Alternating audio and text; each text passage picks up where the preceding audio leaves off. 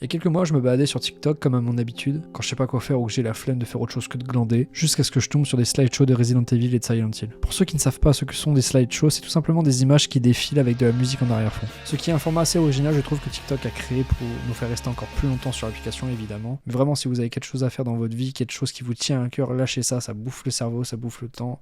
Ça sert à rien. Mais bref, on n'est pas là pour parler de ça. Pour en revenir au slideshow de Resident Evil et de Silent Hill, je suis resté phasé dessus. Car déjà, pour la petite anecdote, quand j'étais vraiment petit, genre 4 ans à peu près, je regardais mon père jouer à RE4 sur la Wii. Vraiment pas pratique, hein, vraiment j'avoue. Mais l'ambiance du jeu m'a marqué. C'était glauque et l'atmosphère était pesante. Ce jeu est resté gravé en moi parce que c'était la première fois que je regardais quelqu'un jouer à un jeu vidéo. Tout dans ce jeu avait un goût spécial. Que ce soit les pierres précieuses que tu ramasses en tirant dans les arbres, c'est bête, mais le contraste entre le fait que le jeu soit hyper sombre et que tu puisses ramasser des rubis, plein d'autres pierres précieuses hyper colorées, bah ça m'est resté dans le crâne. Puis même à quel moment il y a des rubis dans les arbres, les effets sonores.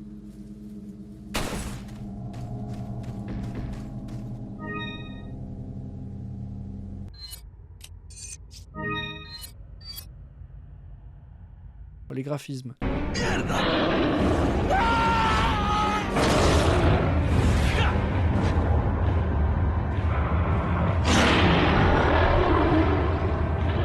Tout est fait dans ce jeu pour que tu ressentes le plus possible la solitude de Léon, mais aussi le fait que tu sois épié. Tu sais que ce qui se passe ici n'est pas normal, et c'est fait pour te rendre mal à l'aise. Et c'est le genre d'ambiance que j'arrive plus à retrouver dans les jeux récents, à part Outlast peut-être. C'est bizarre, mais je me sens plus stressé quand je joue au RE4 de 2005 plutôt que quand je joue à des remakes ou des jeux juste d'horreur qui sont sortis il y a pas longtemps quoi. Peut-être parce que je suis un peu trop nostalgique ou juste que le jeu m'a marqué vu que j'étais enfant. Alors je préfère vous prévenir maintenant, si vous n'avez jamais joué à ce genre de jeu ou que ce genre d'ambiance ne vous plaît absolument pas, la vidéo ne risque pas de vous parler. Vous avez même peut-être trouvé ça nul en fait. Ces jeux aux airs lugubres remplis de décors plus brumeux les uns que les autres collent parfaitement avec l'artiste dont je voulais vous parler aujourd'hui. Et aujourd'hui on parle de Wisp.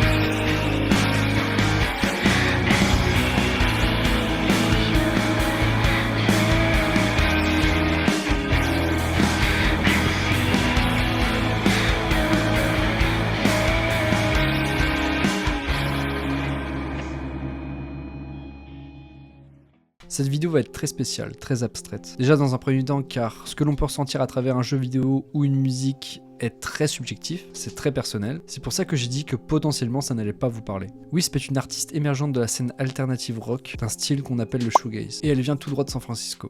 La musique shoegaze est caractérisée par l'usage significatif d'effets de guitare et de mélodies vocales indiscernables se mêlant à un son créatif de guitare. Merci Wikipédia. C'est un style qui a émergé à la fin des années 80 au Royaume-Uni avec des groupes tels que Lush ou Slowdive, pour ne citer que. On appelle ça le shoegaze car la manière dont chantent les chanteurs laisse penser qu'ils regardent leurs chaussures. D'où le shoe. C'est pas le shoe, en fait, c'est les chaussures en anglais, quoi. Je pense que t'avais compris, mais... Alors, ça peut paraître débile, mais en fait, ça vient juste du fait qu'ils utilisent des pédales d'effet pendant leurs prestations, et forcément, des pédales, ça s'utilise avec les pieds. Voilà. Wisp a une esthétique assez spéciale, qui rappelle fortement Weir, dont elle est extrêmement fan, d'où son nom Weir War for Life sur Insta.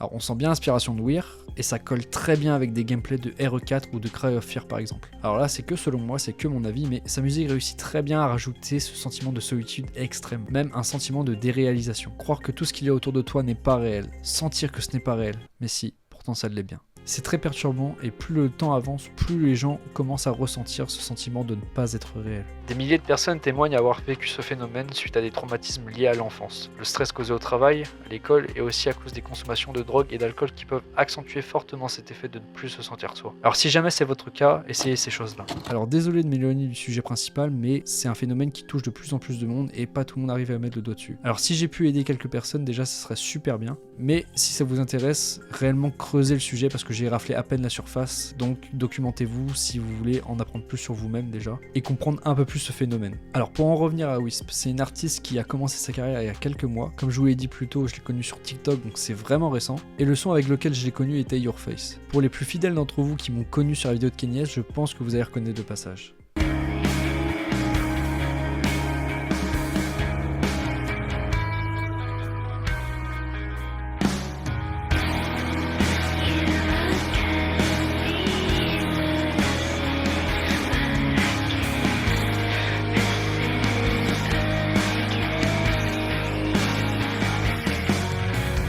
Sorti le 4 avril 2023 sur les plateformes de streaming, Wisp a su très vite se faire une place. Son premier son ayant atteint le top 10 des Billboard Hot Hard Rock Song en mars 2024, elle oscillera entre la 11e et la 8e place pendant tout ce mois. Alors oui, un an ça peut paraître extrêmement long, mais c'est quand même un excellent début sachant qu'avec ce seul morceau elle a réussi à se créer une réelle fanbase, un univers, une patte artistique qui est propre à elle. Mais la chose que j'ai remarqué qui est la raison, je pense, du pourquoi du comment les gens la kiffent autant, c'est le contraste entre la sonorité des instruments avec lesquels elle joue, qui peut paraître brutale, et sa voix. Sa voix est très douce, un peu flottante sur l'instru. Normalement ce genre de musique s'accompagne d'une voix bien grave, un peu comme celle de La Crime, tu vois ce que je veux dire? La Crime. Mais là non, sa voix matche parfaitement avec les instrumentales qu'elle utilise, et ça devrait pas censé coller en fait. C'est justement ça qui m'a fait aimer sa musique, parce que je m'y attendais pas en fait, et c'est une très belle surprise. Elle continue sur cette lancée en sortant son single Tangled Dreams le 29 mai 2023, et une fois de plus c'est très bien accueilli.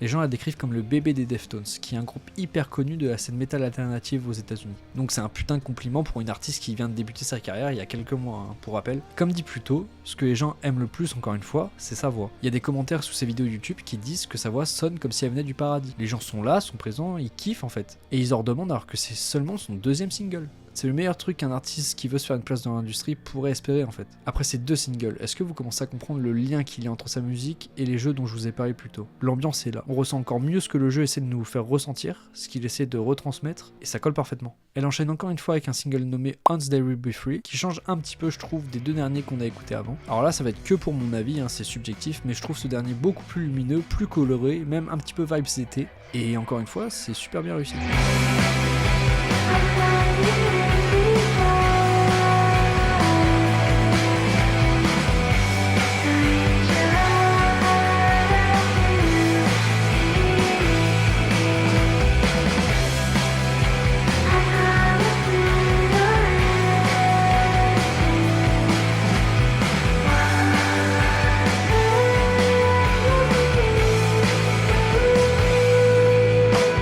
Les gens encore une fois sont unanimes, gros banger, c'est une réussite, ils en redemandent encore et encore, toujours plus, et ils vont être servis. Le 13 décembre 2023, il réalise son tout premier show à El Cid à Los Angeles. Et les gens sont là, sont au rendez-vous.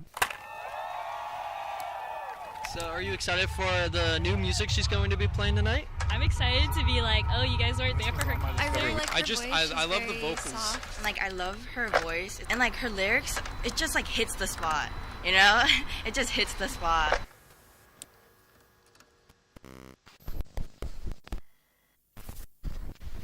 Like, you know, each artist has their own voice, and so like her voice is very unique, I would say. Thanks for coming.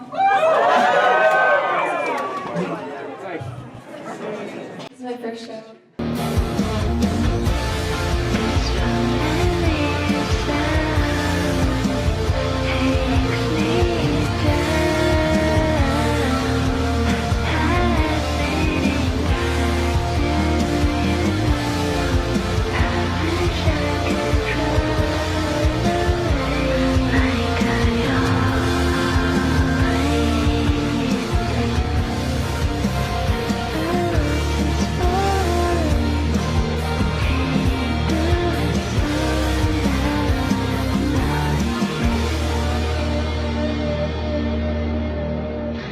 de la musique, tout va très vite. Tu peux faire un son qui va péter du jour au lendemain et te faire connaître aux yeux du monde et redevenir un no-name quelques mois après. Par exemple, Panda Designer.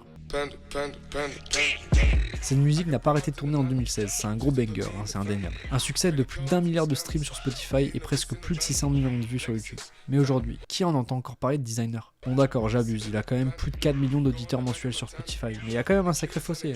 Évidemment, je dis pas ça pour le tacler ou quoi, ça servira à rien, c'est juste pour dire que tout va très vite, la montée comme la descente, et ça Wisp l'a très bien compris. Il faut battre le fer tant qu'il est encore chaud. En 2 mois, elle sortira 2 clips respectivement See You Soon et Enough For You.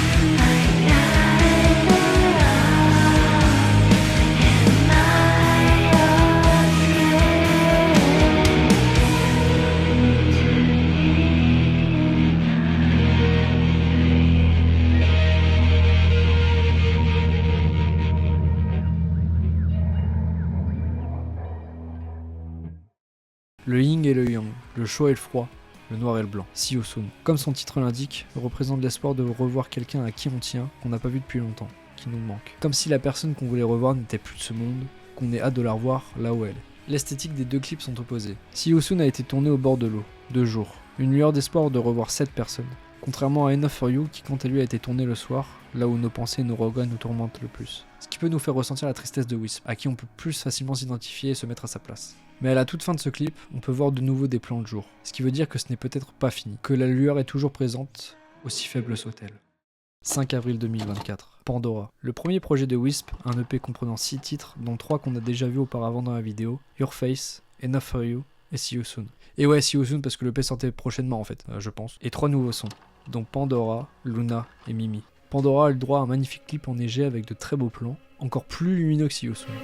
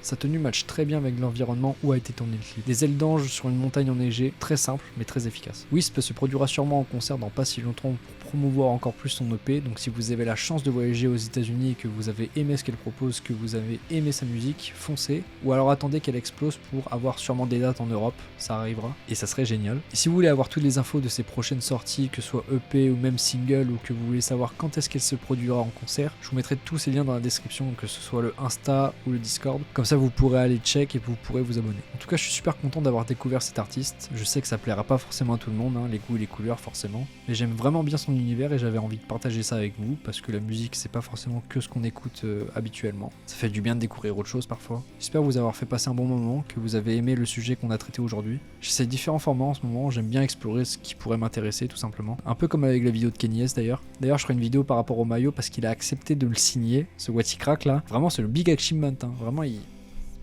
Kanye West va signer mon maillot quoi. Donc je ferai une vidéo pour vous montrer comment ça s'est passé, mais pour l'instant je vous en dis pas plus parce que déjà d'une ça s'est pas passé encore, j'attends encore, enfin voilà je vais pas le presser, le frérot il est déjà super sympa de vouloir me le signer, donc je vais pas le bully tu vois, moi je veux mon maillot, donc ça sortira prochainement, quand je sais pas, voilà, mais en tout cas encore une fois merci Kenny. Si la vidéo vous a plu n'hésitez pas à vous abonner et à lâcher un like, ça ferait super plaisir, un petit commentaire aussi. Je stream aussi sur Twitch, donc si vous voulez passer n'hésitez pas. Je stream essentiellement du CS, mais si vous me proposez des jeux, pourquoi pas y jouer aussi, ça pourrait être sympa. En tout cas, ça ferait super plaisir que vous veniez. Je vous dis à la prochaine, prenez soin de vous.